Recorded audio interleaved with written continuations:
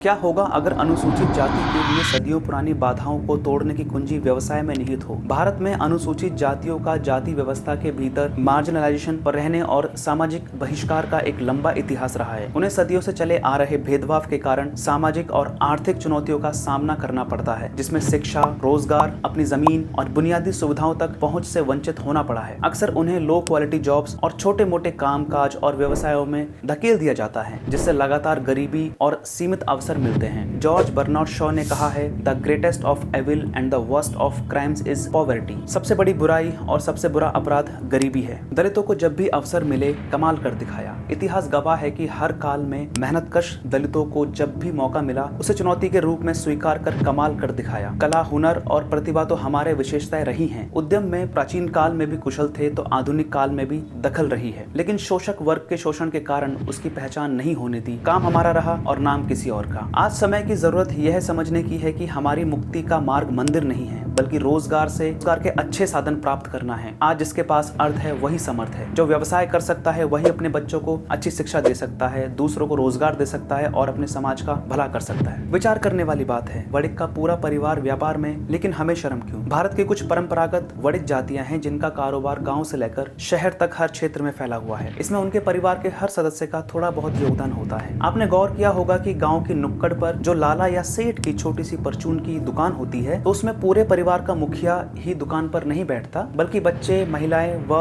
बुजुर्ग तक सभी अपना अपना योगदान देते हैं। मुखिया सुबह जल्दी उठकर खुद दुकान में झाड़ू लगाता है, वजनी सामान खुद इधर से उधर करता है, फिर सामान बेचता है। जब दोपहर के बाद वह कुछ आराम करना चाहता है तो स्कूल से लौटे उसके बच्चे दुकान संभाल लेते हैं। छोटे बड़े बच्चों को भी सारी वस्तुओं के बारे में मोल भाव करना बखूबी आता है। उनके बच्चे भी बची हुई चीज का पैसा गले में ही रखते हैं। खाने की चीजों को खुद नहीं खाकर बल्कि बेचते हैं। दुकान पर बैठे बैठे खाली समय में स्कूल की पढ़ाई भी करते रहते हैं और पिता के व्यापार में पूरा सहयोग भी करते हैं। बच्चों के अलावा दोपहर बाद महिलाएं घर के काम से फ्री हो जाती हैं, तो वह भी दुकानदार की भूमिका में आ जाती हैं। उन्हें भी किसी भी स्वभाव के स्त्री पुरुष ग्राहकों को सामान बेचने में संकोच नहीं होता। उनकी ज्यादातर दुकानें घर से जुड़ी होती हैं, इसलिए भागती हुई अंदर घर का काम भी करती हैं और दुकान भी संभाल लेती हैं। वणिक जातियों की महिलाएं घरों में बुटीक खोल लेती हैं, रोस्टेड नमकीन आदि खाद्य चीजों का प्रोडक्शन शुरू कर देती हैं, बीमा बचत योजनाओं की एजेंट बन जाती हैं, ब्यूटी पार्लर खोल लेती हैं, खुद की कॉलोनी में ही महिलाओं को लेडीज गारमेंट सप्लाई करती हैं। इस तरह कई तरह के उद्यम कर रुपया कमाती हैं। हमारी महिलाएं टीवी पर सास बहू के सीरियल या ढोंगी बाबाओं के प्रवचन सुनती रहती हैं। हम पूजा पाठ तो करते हैं लेकिन काम नहीं करते। कुछ दलित भाई किराने का व्यापार भी करते हैं, लेकिन वणिक व्यापारियों से अलग हमारे लोग व्यापार कैसे करते हैं वह भी जान लें। गाँव या शहर में किराना की छोटी दुकान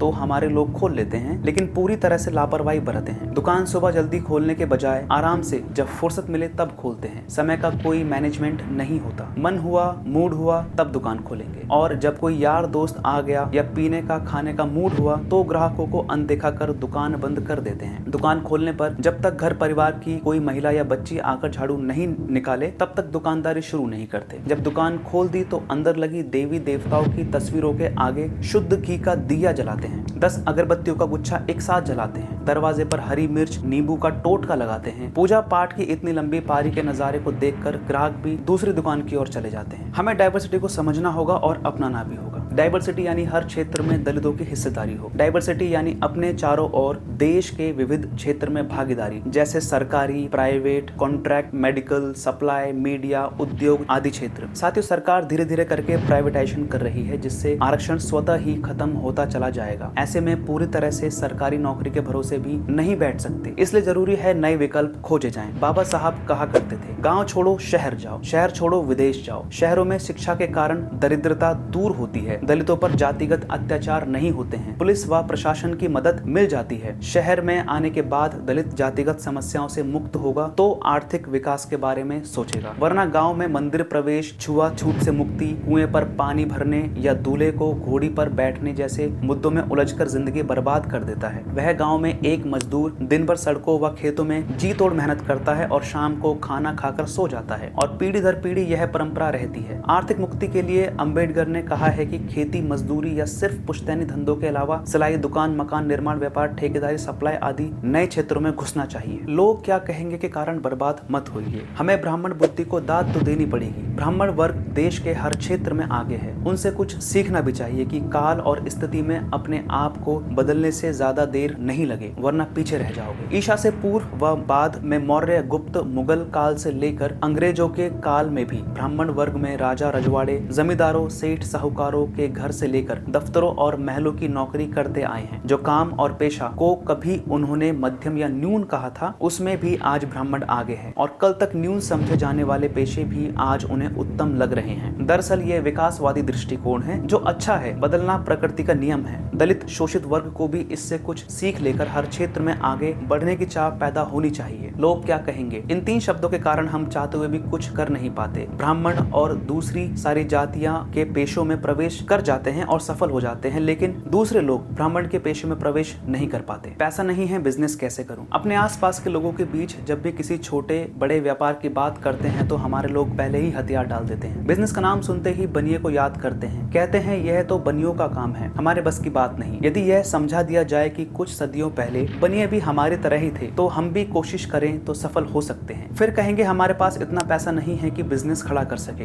यह जग जाहिर है कि आज दलितों के पास पुश्तैनी धन की कमी है और बड़ा बिजनेस खड़ा करना संभव नहीं है। इसलिए तो शुरू में छोटे छोटे उद्यम शुरू करने की हिदायत दी जाती है। कुछ लोग जोश में जाकर शुरू में ही बहुत बड़ी प्लानिंग कर बिजनेस का आधार तैयार करने के बजाय अन्य कामों में ज्यादा खर्च कर देते हैं। फिर नाकामयाबी मिलती है तो किस्मत को कोसते हैं कि जबकि एक अच्छी शुरुआत को आधी सफलता का प्रमाण माना जाता है। आज हमारे चारों ओर किराना, general store, fancy store, garments, electric, electronic, furniture, hotel, restaurant, दवा, बाजार, रियल एस्टेट आदि हजारों तरह के बिजनेस सामने हैं और हर तरह के बिजनेस में दसों तरह के स्तर हैं, यानी बाजार के अनुसार बिजनेस शुरू किया जाता है। जितना पास में पैसा हो उतना ही बड़ा बिजनेस शुरू किया जाता है। उदाहरण के लिए लंच डिनर के लिए एक छोटे ढाबे से लेकर रेस्टोरेंट के कई स्तरों तक बिजनेस किया जा सकता है। कुछ लोग टिफिन सेंटर या घर पर टिफिन भेजकर भी बिजनेस करते हैं। इसी तरह गारमेंट्स में छोटी दुकान से लेकर बड़े शोरूम तक व्यापार किया जा सकता है। जगह भी बजट को प्रभावित करती है। यदि रकम कम है तो पहले कस्बे से शुरू करो या शहर के बाहरी इलाकों में काम शुरू करो, और यदि वहां बिजनेस चल पड़े, कुछ धन कमा लें तो धीरे धीरे मुख्य बाजार तक पहुंचा जा सकता है। बिजनेस वही करो जिसकी आपको पूरी जानकारी हो। यदि जानकारी नहीं है तो हमारे पास मोबाइल फोन है, हम बिजनेस के बारे में मोबाइल फोन से भी स्टडी कर सकते हैं या कोई शॉर्ट टर्म कोर्स ले सकते हैं, कुछ स्किल सीख सकते हैं, उसके बाद अपना बिजनेस खड़ा कर सकते हैं। साथियों, हमें समय की कदर करनी होगी और ये समझना होगा कि आलस परम शत्रु है। बिजनेस के बड़े बड़े सपने तो देख लिए लेकिन मेहनत नहीं किया और आलस के मारे बैठ गए तो सफलता कोई थाल में सजाकर हमको नहीं देगा। अभी क्या जल्दी है, चिंता की कोई बात नहीं, कल या परसों कर लेंगे, अभी शुरुआत का मुहूर्त नहीं निकला है, अगले 15 दिन बिजनेस करने के लिए शुभ नहीं है, अभी देवता सोए हुए हैं, पंडित जी ने फला दिशा यात्रा करने के लिए मना किया है। ऐसी अंधविश्वास पूर्ण बातों में लोग समय बर्बाद कर देते हैं और विवेकी और समझदार लोग इन निरर्थक झमेले में पड़े बिना बिजनेस करते हैं और जल्दी आगे बढ़ जाते हैं। किस्मत, भाग्य, नसीब जैसे अंधविश्वासों से दलित समाज पूरी तरह जकड़ा हुआ है। कई पढ़े लिखे अधिकारी, व्यापारी भी इनमें उलझे हुए हैं। परिस्थितियों, सहयोग, मेहनत व लगन का फल ऐसे लोग भाग्य व भगवान को देते हैं। हमारे आसपास ही हर ओर सुनने को मिलता है कि जैसा नसीब में लिखा है वैसा ही होगा। किस्मत की रेखाएं लाख खुशियों से भी नहीं मिट सकती। भगवान देता है तो छप्पर फाड़ के देता है। न जाने कब किस्मत और भगवान हम पर मेहरबान हो जाए। इस तरह की अंधविश्वास की सोच समाज के चालाक वर्ग द्वारा तैयार की गई है। एक तरफ कहते हैं कि भाग्य को बदल नहीं सकते, दूसरी ओर सुख समृद्धि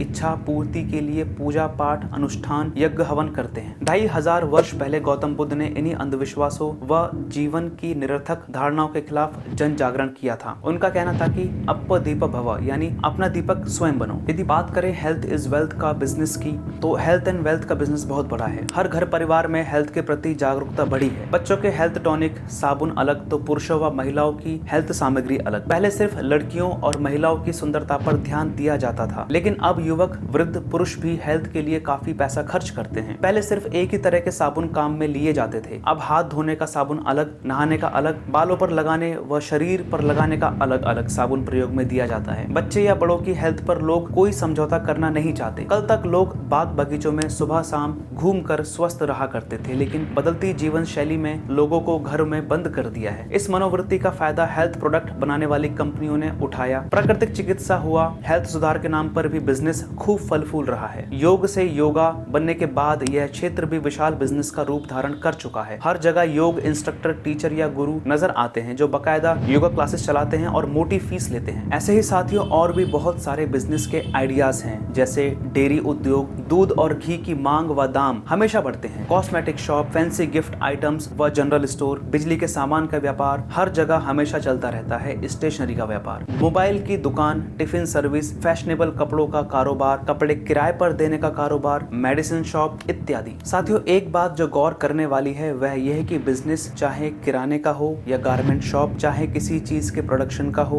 या सप्लाई का, हर उद्यम की बहुत सारी देखभाल करनी पड़ती है। उसके शुरू में छोटे बच्चों की तरह देखभाल करनी पड़ती है, ठीक उसी तरह देख रेख वृद्धि के लिए पोषण देना पड़ता है, तब कहीं जाकर बिजनेस सफल होता है। यदि बिजनेस में लापरवाही हुई तो मन मुताबिक मुनाफा नहीं मिल पाता और न ही तरक्की हो पाती। साथियों ऐसे बहुत सारे लोग हैं जो हमारे लिए न केवल उदाहरण है बल्कि हमारे लिए प्रेरणा स्रोत भी हैं। वे बहुजन समाज से ही आते हैं। चंद्रभान प्रसाद जो कि दलित चिंतक हैं, विचारक हैं, लेखक व बिजनेसमैन हैं। बाबा साहब के दर्शन नौकरी मांगने वाले नहीं नौकरी देने वाले बनो पर चलते हुए इस संदेश को हकीकत में बदल दिया। आज डिक्की के प्लेटफॉर्म पर देश के कोने कोने से दलित उद्यमी एक मंच पर आकर बिजनेस में आगे बढ़ने तथा उभरते उद्यमियों को प्रोत्साहित करने का मिशन चला रहे हैं। पद्मश्री मिलिंद कांबले भारत के दलित उद्योग को बिजनेस करने का मंच दिया, संघर्ष करते हुए बिजनेस में सफलता का शिखर छुए और सामाजिक दायित्व को निभाने के लिए देश के दलित उद्योगों को एक प्लेटफॉर्म पर ले आए। पद्मश्री कल्पना सरोज आर्थिक आजादी की कल्पना को हकीकत में बदला। पद्मश्री राजेश